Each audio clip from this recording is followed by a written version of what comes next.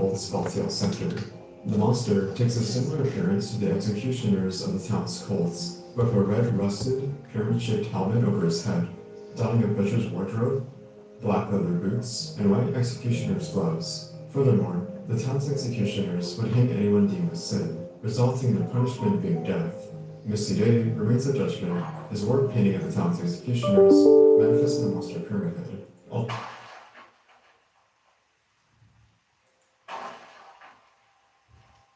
Pyramid Head appears as an antagonistic role, given his hostile and brutal nature directed towards James. In reality, he exists to humanize James and to help him realize that he is guilty, often attacking other monsters to fulfill his role. The scene where James hides in the closet from Pyramid Head abuse the mannequins represents the conflict in his mind. His fear of facing his inner demons manifested itself as Pyramid Head attacking other monsters to remove the vision from his psyche. As Takayoshi Sato explains, psychological horror has to shake the human's heart deeply. Shaking people's hearts deeply means uncovering people's core emotion and the core motivations for life. Everybody is thinking and concerned about sex and death. Everything. If we want to scare, shake, or touch the users or spectators, then we have to think deeply about sex and death. To make it like a death scene, somebody died or monsters died. We try to mix erotic essence. This is kind of a visual and a core concept. After encountering Pyramid Head, James stumbles upon room 217 to find the handgun. After acquiring the handgun, James finds himself re-entering room 213 to find a dead body sitting directly in front of a TV. After witnessing this eerie sighting, James gets the room 212 key. Using the room 212 key, James cautiously wanders through the linear, decayed rooms on the second floor. He eventually reaches room 208 to use the golden apple key to unlock a hidden room plagued with cryptic and nonsensical scribbles and writings. These incomprehensible writings would provide James with a code to unlock the locker safe, which holds the steel key to exit room 206 and the man coin. Once James exits the room, he then gets the 2F small staircase key to reach the stairwell. James goes to the third floor to acquire the second coin, having to once again squeeze through tight crevices and claustrophobic rooms filled with monsters that James must fight. He eventually reaches the laundry room, where he finds and uses the canned juice, and throws it in the trash chute to apply enough force to empty out the trash, releasing the second coin. Once outside, James retrieves the wooden coin.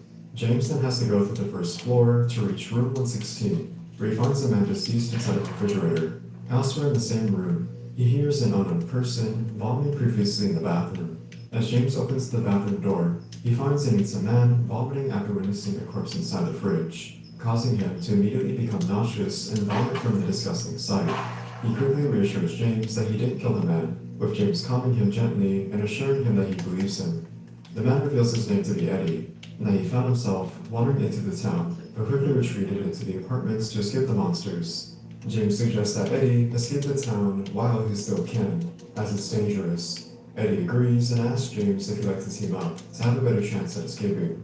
While not entirely disagreeing, James apologizes as he's still looking for someone and can't leave just yet. James wishes Eddie good luck and to be safe.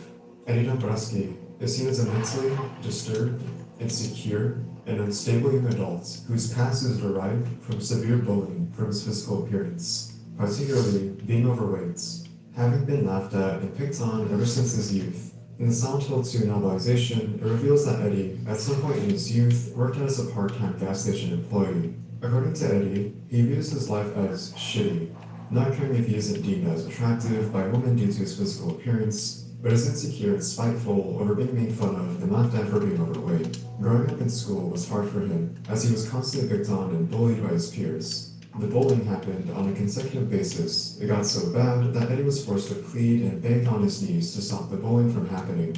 This bullying eventually led to Eddie garnering this insecurity, self-consciousness, and hatred over himself, or more specifically, shifted the blame to those who look down upon him. Eddie can be evaluated and seen struggling with body dysmorphia with how he perceives his physical appearance, and an eating disorder, likely to cope with the persistent bullying by indulging in his eating habits as a form of comfort to escape his pain. Eddie held contentment for one bully who harassed and physically assaulted him over the years during and even after graduating from high school.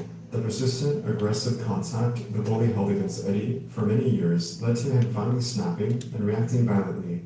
In retaliation, Eddie uses his father's revolver to kill the bully's dog and shoot.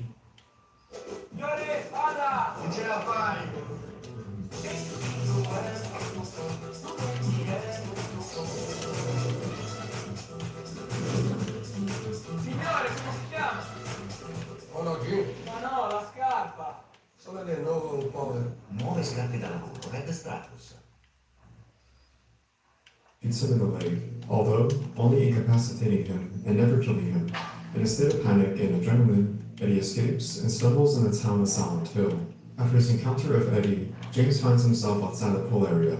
In an empty pool lies a baby carriage alone with a snake coin. With all 3 coins in hand, James inserts each individual coin into the correct placement to solve the coin desk puzzle. When solved, he receives the Room 201 key. Using the Room 201 key, James finds a recreation of James and Mary's apartment, a manifestation of his memories spent with Mary before and after her terminal illness, with a texture that looks burnt and withered, which is directly tied to and a subtle foreshadowing of the fires and burnings of Lakeview Hotel.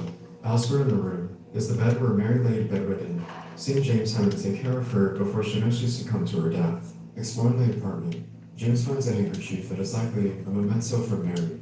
When observing, he is caught off guard by the sounds of a falling mannequin. As he creeps and peeks behind the wall, he finds Pyramid Head once again, manhandling and aggressively executing the mannequins. Pyramid Head's actions serve as a reflection of James's inner fears and state of mind, manifested as a reminder of his guilt and transgressions, resulting in Pyramid Head being the parallel to his conflict of his inner psyche, which is him actively choosing not to face his inner demons. Hence, James hiding in the closet symbolizes his fear facing his crimes and sins he committed, which is symbolically visualized through Pyramid Head abusing mannequins. While hiding in the closet, James uses a handgun to attempt to kill Pyramid Head, but to no avail. Pyramid Head stands there watching James menacingly, who reacts violently as he moves sporadically, resulting in the monster leaving James to himself. After this encounter, James opens a door that leads to a large gap between Woodside Apartments and Blue Creek Apartments. Seeing no other choice, James crosses the gap into Blue Creek Apartments. Once inside, James eventually stumbles upon a grandfather clock puzzle where he must find the minute hand, the hour hand, and the second hand in their respective locations. After using a valve to break open the radio containing the hour hand, James backtracks to the grandfather clock to solve the first part of the puzzle, unlocking the H door to proceed and find the minute hand. Eventually, James must reach inside a filthy, putrid toilet bowl to grab the minute hand. Once acquired, James then has to collect items to solve a swan seesaw puzzle to get the wing key, to then open the door next to him and jump down to room 110. James then stumbles upon room 109, where he meets Angela, lying down on her side, staring at herself in the mirror with soulless, empty eyes, while she handles a kitchen knife. Once Angela sees James, she vaguely remembers him from earlier, however, with little care, given her response in her tone. James sees Angela holding the knife, telling her that while he doesn't know her intentions, he reassures her that there's always another way. Angela responds that it's easier to run away from your problems instead of facing them head-on, referring to her and James as they are afraid. James refutes this by stating that they're not the same, while Angela says that they are the same, and asks if he is scared, implying that he's scared of facing his inner demons and the guilt that he has yet to uncover, due to his dissociative and repressed memories of his act against Mary. Her response also refers to herself, as Angela is no stranger to her pain and trauma, dealt by her father and brother's abuse inflicted onto her. Angela's mannerisms imply her rebel tendencies and nihilism due to the unforgiving past that she suffered, projecting this pain onto James, without giving much context to her situation, likely due to the distrust she has of her men, given the toxic and abusive relationship she had with her father and brother. James then asks if Angela found her mother, which results in her becoming defensive, asking James how he would know that her mother is in this town. James responds that it's rather a simple guess, as he wouldn't know otherwise. Angela apologizes and says that she hasn't found her mother. Angela asks if James found the person he's looking for, to which James responds in dismay, as he hasn't yet, but also reveals that his wife has been dead for over 3 years, trying to not only reassure Angela, but also himself that he isn't going crazy. Frightened by his response, Angela walks away to leave the room. Before she could leave, James asks if she's going to be carrying that knife. Angela responds that if she holds onto it, she doesn't know what she'd end up doing with it, asking James to hold onto it for her. As Angela gives James the knife, out of nowhere, she has an unexpected and traumatic response when James reaches out to her, presumably from past trauma of her being assaulted by her father and brother, reacting as sort of a defense mechanism towards men who try to violate her. Regaining her self-control, Angela apologizes and leaves the room. James then picks up the knife on the table and holds onto it. In doing so, this shows James subconscious to derive his little thoughts, as his original intention earlier was to commit double split of Mary. Because Pyramid Head is James's executioner, Pyramid Head is then equipped with a great knife, serving as a connection to James, which symbolically serves as 2 shears of a pair of scissors, representing the duality between Pyramid Head and James, being one and the same. With a return to the grandfather clock, James inserts the minute hand and solves the next part of the puzzle, unlocking the end door. Entering room 202, James must solve a cryptic mathematical formula for the mouth combination lock. When solving the puzzle, James retrieves the second hand. Returning to the grandfather clock, James inserts the second hand and finally solves the puzzle. Heading downstairs, James finds the S door where Pyramid Head awaits him in a small arena. With no other option, James must fight Pyramid Head. During the battle, a loud siren goes off, stopping Pyramid Head from pursuing James in combat, to which we see the monster slowly leave through the doors. Back outside in the streets of Southville, James encounters a little girl sitting on top of a wall. James recounts a little girl who kicked the key away from him previously in the apartments, concluding that she was the same one who committed the action. The little girl in question is named Laura. James asks Laura what a little girl like herself is doing in the town all alone, to which she mockingly responds with the same question, frustrating James of her rude behavior. Before she leaves, Laura then responds abruptly with a comment telling James that he never loved Mary, confusing him with how she knew about Mary, as opposed to the other characters who walk through their guilts, fears, and darkness inside of their hearts. Laura is rather the opposite, as she's the innocence that is a contrast to those who have lost it long ago. Because she's an innocent child who isn't witness to a dark, troubling past, whose suppressed inner thoughts hold darkness, Laura is seen as an outlier, devoid of seeing the monsters running the town and the abnormalities of the supernatural fog world or other world. This is implied through the subsequent interactions she has with James, when he mentions the dangers the town possesses, when he worries for her safety, in which she reacts in confusion as she doesn't know what James is talking about, as she doesn't bear witness to what James sees. Laura's backstory is seen of her time she spent in the hospital with Mary, as they were neighbors who quickly became friends. Laura is an orphan as her parents died before she was admitted to the hospital for an unknown reason that is never disclosed. Because of Mary's motherly nature, likely expressed due to her desire to have a child with James, Laura saw Mary as another favor. When she was with Laura, Mary reminisced and fixated on her time at Silent Hill with James, as she talked to Laura about how much she loved her visit and wished to go back with him.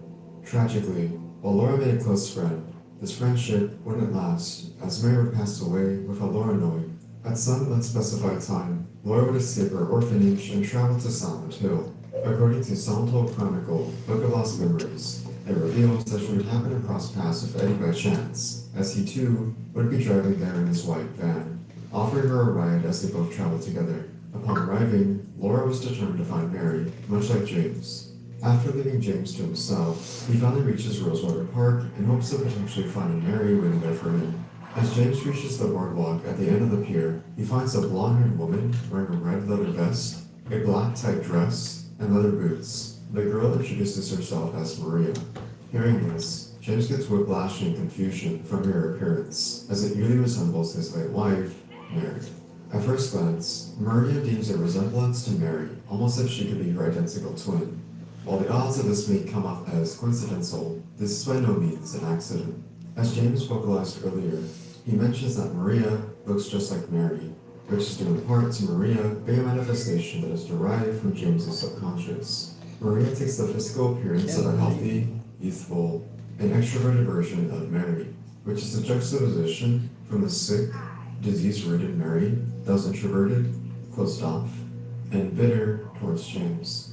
Maria was literally and figuratively born from a wish, as her sub-scenario implies, with James subconsciously desiring a healthy and lively Mary who doesn't suffer from her ill-fated disease, but also because James misses and longs for his wife upon her death, as at this point in time, he cannot let her go after mercifully murdering her. James's desire is also seen as an illusion, as Silent Hill possesses the power to project and manifest one's mental figments of imagination into reality. Maria is seen as one of the 9 delusions James sees throughout his story, who admittedly sees himself not caring if she's real or not. The morality of Maria's existence comes into question, as Maria herself, while born from James's subconscious as one of his delusions, bears the sentience when it comes to exacting control over her emotions and having existential thoughts over her purpose. When born into reality, in her sub-scenario, born from a wish, Maria is born in the back room of Heaven's Night, not knowing who she is or her purpose. She contemplates suicide as she points a revolver at the mirror. However, due to her desperation to wanting to find someone alive in a town filled with monsters, she decides to try and find anyone who is still in the town. This leads her to Baldwin Mansion, where she meets the ghostly apparition of a man named Ernest Baldwin. Their conversations are shared behind locked doors, as Ernest is apprehensive about Maria seeing him, as he isn't physically present, rather spiritually. Ernest arranges an agreement with Maria that if she gets him the white liquid, white chrism, for him to conduct a ritual and bring back his deceased daughter, Amy, he'll point her in the direction to find the purpose she's looking for. Maria then heads to Blue Creek Apartments to acquire the white chrism and returns to Ernest to give him the material he needs. As promised, Ernest reveals and implies a bad man named James, whom he states as the man who's looking for you that isn't you, implying that while James manifested these thoughts and desires for Mary, believing that a delusion, Maria, would fill in that void of loneliness he feels without his wife, isn't inherently what he wants deep down, and instead just wants Mary back again. Ultrafine Kashmir.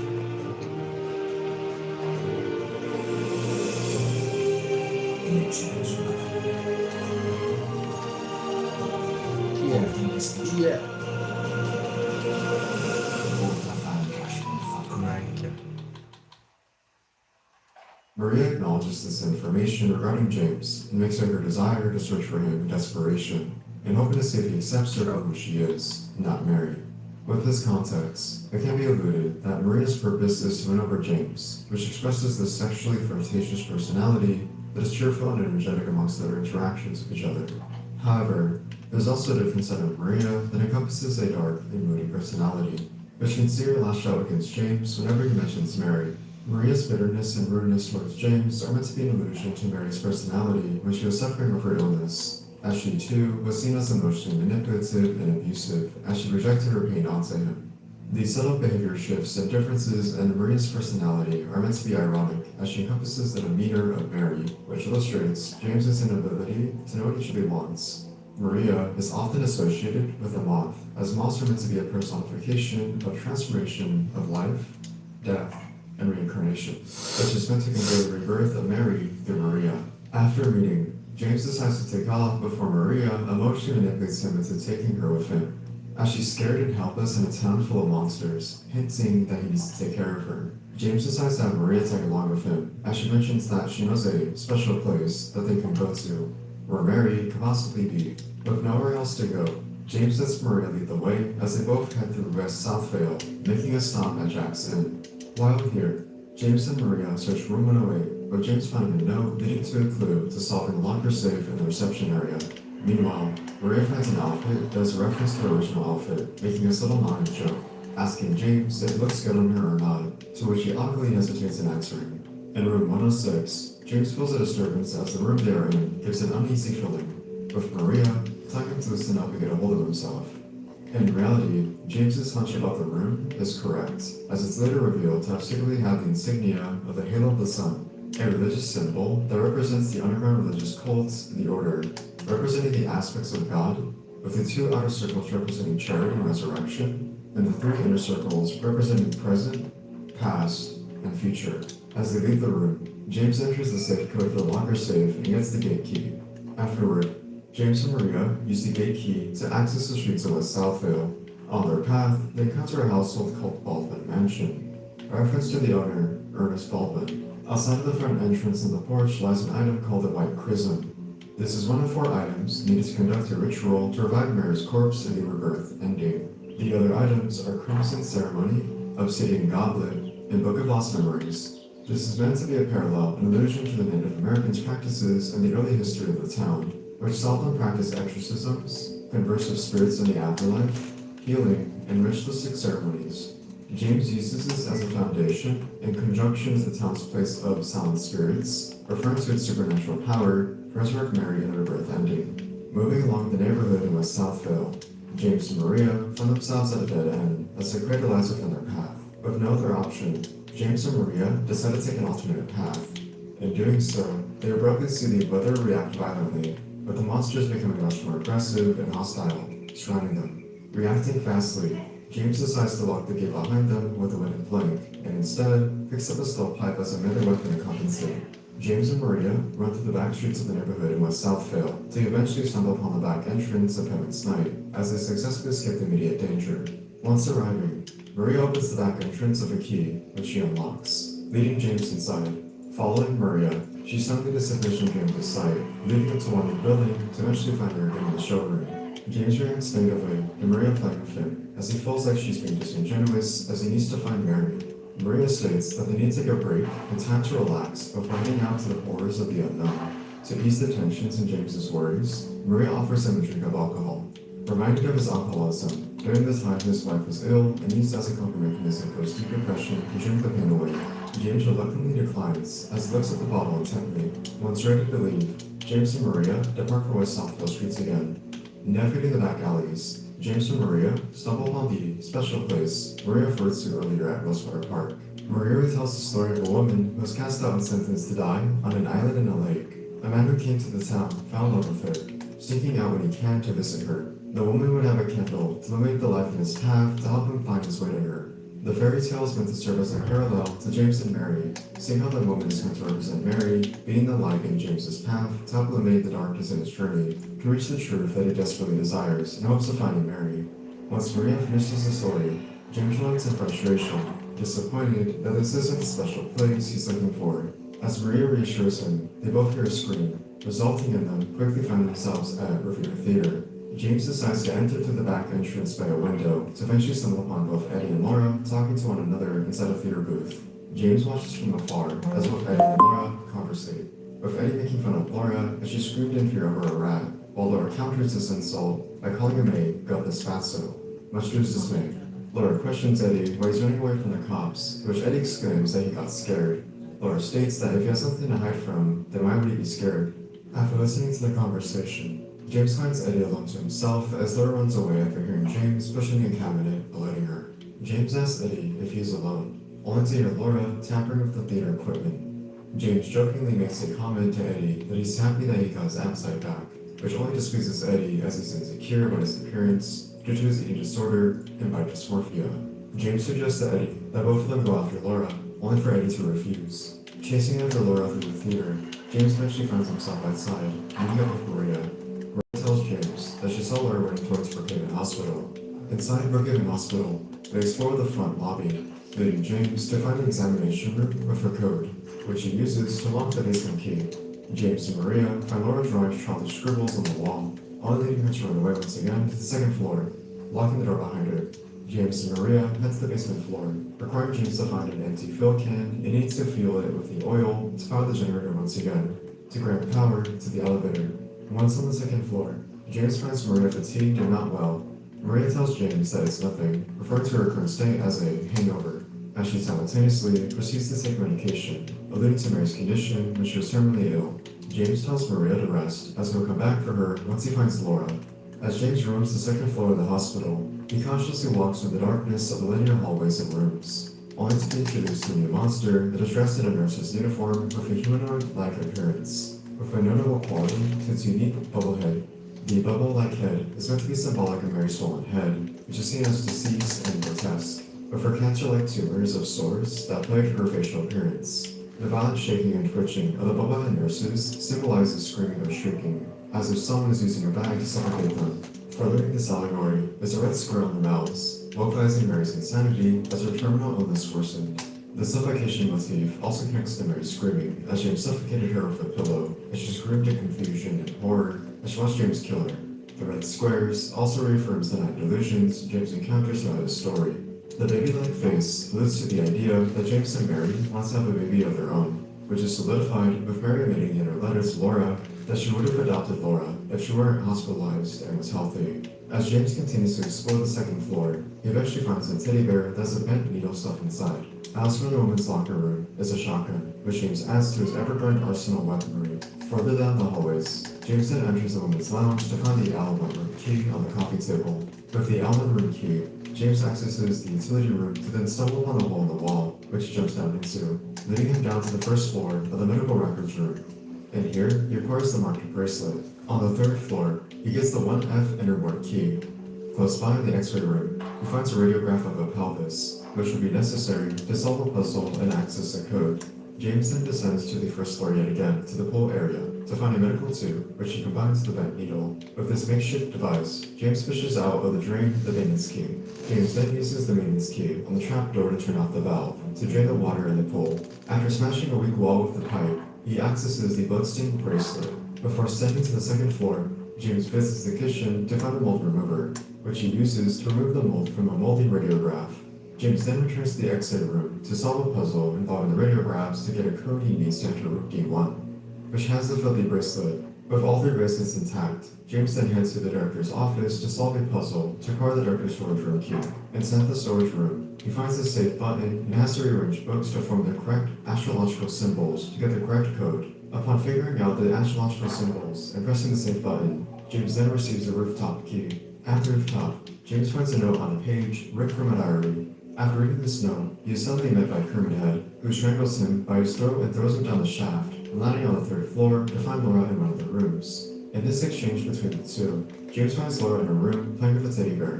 James asks Laura how she knows Mary's name, and after some hesitation, Laura reveals that she met Mary in the hospital last year. Infuriated, James slashes out against Laura, calling her a liar, as he knows that she died 3 years ago. Composing himself, James apologizes for lashing out at Laura. However, Laura seems offended by James's rude behavior. James states that this hospital is no place for a kid and she might get hurt, to which Laura questions by what, implying that what Laura sees isn't exactly what James sees in Silent Hill.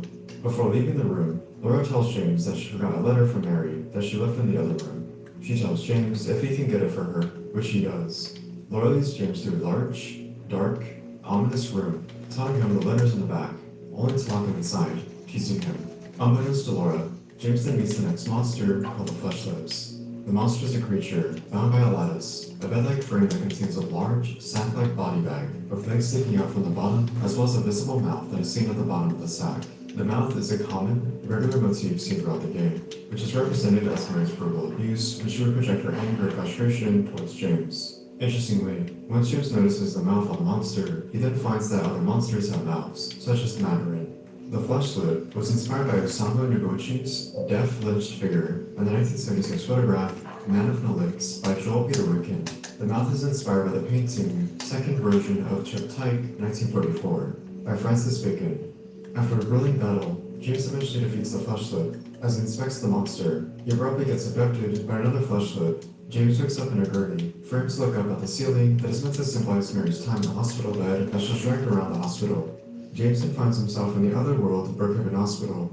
Leaving the day room, James finds a sheet covering a box, soon revealed to be the next puzzle he must solve, called the Louise Box Puzzle. James must then go through a series of puzzles to acquire a passcode from the West and East Wings, respectively, to then receive the Lapis Key as the final piece of the puzzle. Upon completing the puzzle, James suddenly finds the box empty, much to his disappointment. Behind him, a cloth falls down, revealing a statue of a woman, giving him the elevator button needed to access the basement floor. After heading down to the basement floor and acquiring the copper ring, James eventually regroups with Maria once again. Hearing Maria's voice, he mistakes her for Mary, leading him to apologize but glad she's still alive. Maria, finding his comment disingenuous, lashes out at James, telling him that she was left all alone and was scared that he wasn't there to save her, stating that he only cares about his dead wife and not her. After reconciling, Maria asks James if he has found Laura, only for him to reveal that she has once again run away. Maria tells James that they need to find her, as she feels the need to protect her. James agrees, and they go head off to find Laura. Later in the hospital, James and Maria encounter a refrigerator that he has difficulty opening. After some teasing, Maria helps James open the refrigerator to find the lead ring. With both the copper and lead ring, James inserts them into the statue of the woman, unlocking a stairwell. Descending down the stairs, James and Maria find themselves roaming a dark, linear hallway. Suddenly, Pyramid Head abruptly appears, chasing after James and Maria, prompting a chase sequence. After James escapes into the elevator, Maria falls and trips behind him. James desperately holds the elevator doors open for Maria. However, she eventually succumbs to being brutally pierced by the Great Spear, dying right in front of James as she's dragged out by Pyramid Head. James falls to his knees, lying in defeat, after witnessing Maria die. This reinforces James's guilt he subconsciously feels from killing Mary, with Maria's death meant to torment him. James then finds himself back in Brookhaven Hospital, finding a room with the hospital entrance key, seeing Laura run away as she heads into the Otherworld South Vale. While navigating Otherworld South Vale, James eventually finds himself in a dark tunnel exploring an underpass, where he's then introduced to the next monster called the Mandarin. The monster is usually seen hanging underneath a mesh grating. using its strong, suction cup-like forearms to move around underneath the platform to attack James. They typically use their tongue-like tendril to inflict damage by stabbing James when caught in their sights. The Mandarin is meant to be symbolic of James's feelings. These feelings making him feel trapped and suffocated from Mary's everlasting verbal abuse enforced onto him, as he listened to her violently and angrily project those feelings of pain and sorrow onto him. Much like the flesh lips, the Mandarin also have a noticeable mouth that is seen taking form on their face. The mouth symbolizes the pain and insanity vocalized by Mary, but taking a different context when applied to James, symbolizing his desire to escape from Mary, as he feels trapped and unable to escape this prison of his own creation. The Mandarin is inspired by the Japanese Mandarin, a bureaucrat appointed as a general in Imperial China. Masahiro Ito thought that the outfit, specifically their arms, contributed to much of the Mandarin's design. After exploring more of the otherworld soft veil, James finds a payphone with a note and a wrench.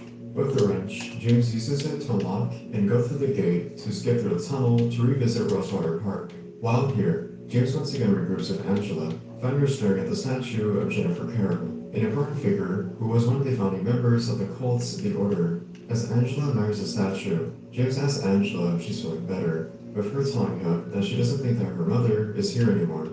Angela believes that her mother doesn't want to see her anymore, loosely implying her strained relationship with her mother as she abandoned her years ago. To lighten the mood, James states that, at the very least, he's happy to see her alive.